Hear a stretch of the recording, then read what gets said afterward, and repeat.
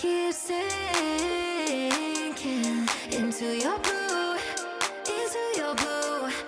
yeah, I keep sinking. Bonjour YouTube. Aujourd'hui, nous allons parler de la différence entre le coaching modèle et la direction modèle. En cliquant sur le lien ci-dessous, vous pouvez accéder à une vidéo gratuite qui, elle aussi, parle de la direction du modèle. La direction de modèle se produit pendant les séances photo. C'est le moment où on va donner des instructions au modèle afin de parvenir au résultat de la séance, en l'occurrence des photos.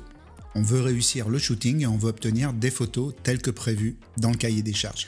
Le coaching modèle, lui, a pour but de former votre modèle dans le cadre de séances séparées et de séances consacrées exclusivement au coaching du modèle.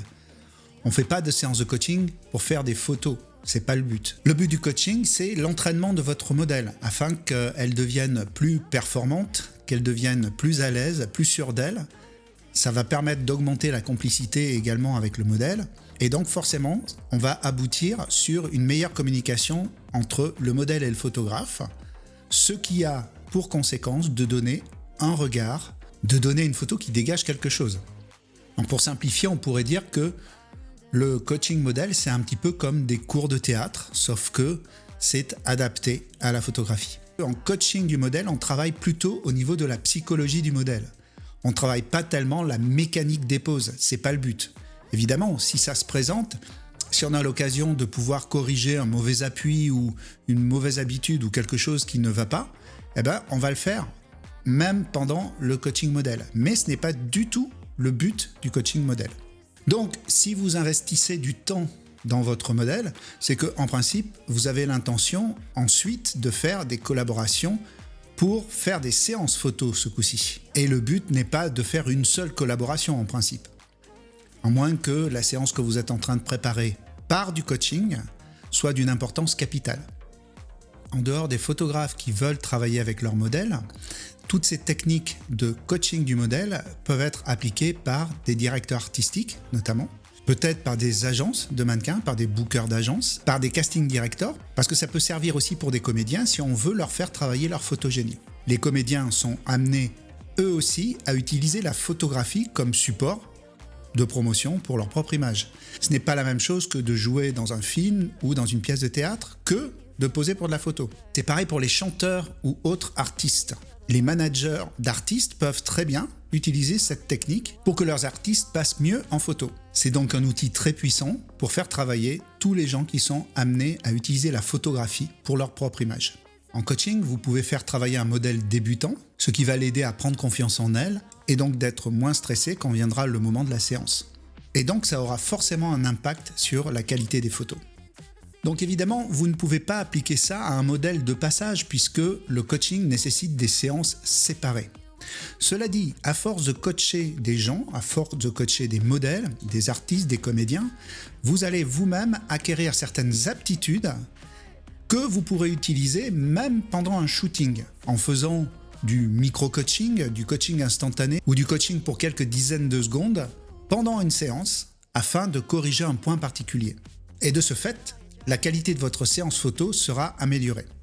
Lorsque je shoote un particulier, par exemple pour des books ou pour des séances grossesse, je peux faire du coaching avant. C'est-à-dire que plutôt que d'entrer dans le vif du sujet en commençant la séance directe, je peux commencer par coacher un tout petit peu la personne afin de lui faire prendre ses marques, de la rassurer et afin qu'elle ait le temps de se mettre dedans. C'est donc un exercice très très efficace pour préparer une séance, même si vous n'avez pas fait de séance de coaching complètement séparée.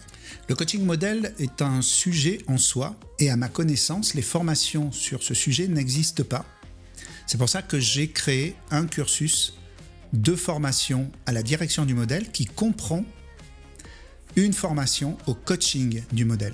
Puisque si on veut maîtriser complètement le sujet, il faut savoir coacher. Et pour coacher un modèle, vous allez avoir besoin de développer certaines aptitudes dans le cadre d'une formation. Le coaching modèle aussi, c'est l'occasion d'avoir une expérience en commun avec votre modèle.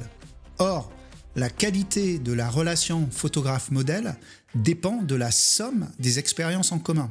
Si vous faites un bon coaching qui va faire progresser la personne, vous allez faire progresser votre relation modèle-photographe Et donc la conséquence directe, c'est que vous aurez une meilleure connexion, un meilleur regard et des photos qui vont faire passer des émotions. Le but ultime du coaching modèle, c'est quand même de faire en sorte que les photos soient d'une qualité supérieure parce qu'elles communiquent quelque chose. C'est pour ça qu'on coach le modèle.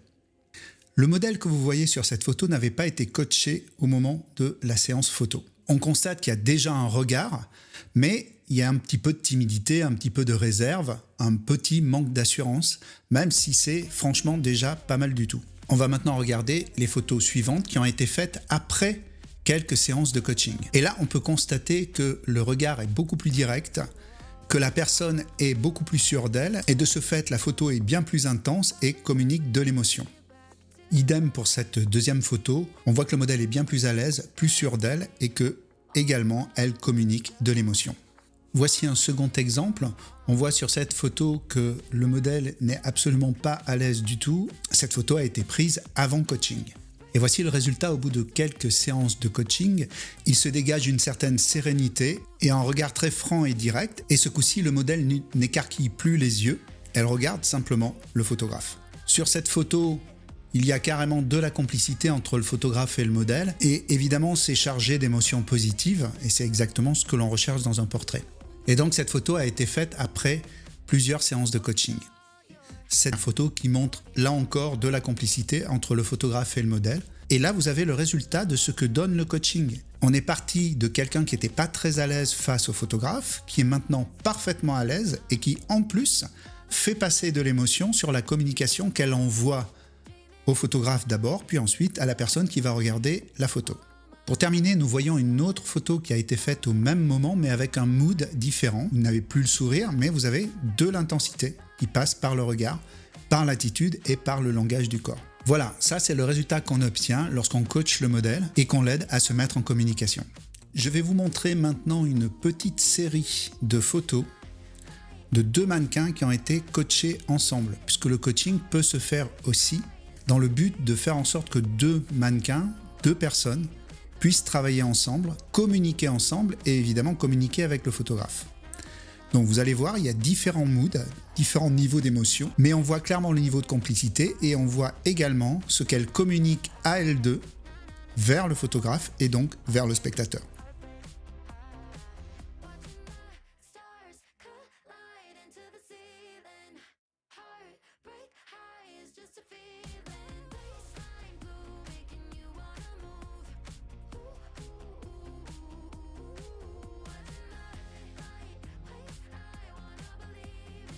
Donc vous l'avez compris, la direction du modèle, c'est juste le fait de diriger le modèle en séance, alors que le coaching modèle, c'est une formation que vous donnez à votre modèle, mais c'est également une formation que vous donnez à votre duo photographe-modèle ou trio photographe-modèle. Voilà, donc c'est clairement pas la même chose et le but n'est clairement pas le même.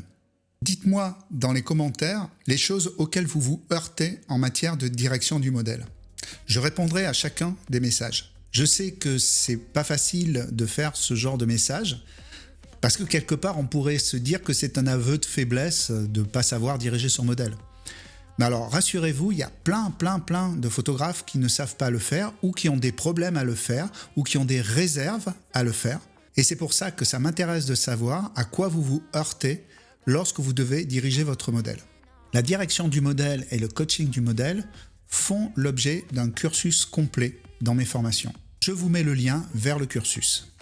Vous verrez également que vous pouvez mettre le pied à l'étrier dans la direction de modèle en commençant par les cours online. Il y a 2 cours online qui vous donnent toutes les données de base sur la direction et on parle également du coaching du modèle. Donc vous pouvez même déjà commencer par ça. Voilà, cette vidéo est maintenant terminée. Je vous rappelle que vous pouvez accéder gratuitement à des tutoriels, à des vidéos et autres matériaux gratuits en cliquant sur le lien ci-dessous. Également, vous le savez maintenant, vous pouvez accéder à une vidéo gratuite qui vous parle d'un point particulier de la direction du modèle et vous suffit de cliquer sur le lien. Voilà, si vous avez aimé cette vidéo et si vous pensez qu'elle peut vous aider, mettez-lui un like et abonnez-vous également à la chaîne.